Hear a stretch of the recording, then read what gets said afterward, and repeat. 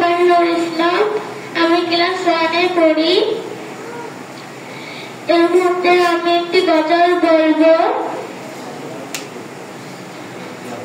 মনের ঘরেতে রেখেছি যারে, দো জাহানের বাদশা নবী কামলিওয়ালা রে।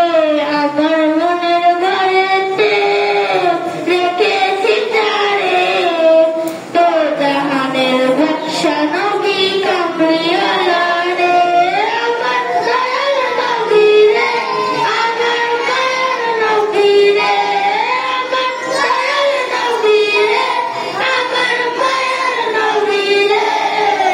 দো জাহানের বাদশা নবী কামলিওয়ালা রে, দো জাহানের বাদশা নবী কামলিওয়ালা রে।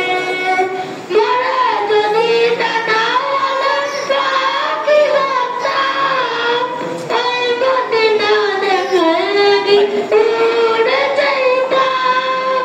মোরা যদি দানাওয়ালা পাখি হতাম, ওই মদিনা দেখার লাগি উড়ে যাইতাম।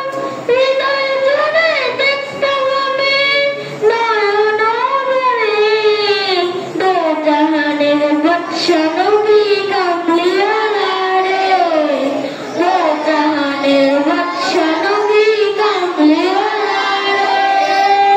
আদি পিতা আদম যখন মুসিবতে পড়ে, পড়ে নবীর ওসিলাতে আল্লাহ কবুল করে।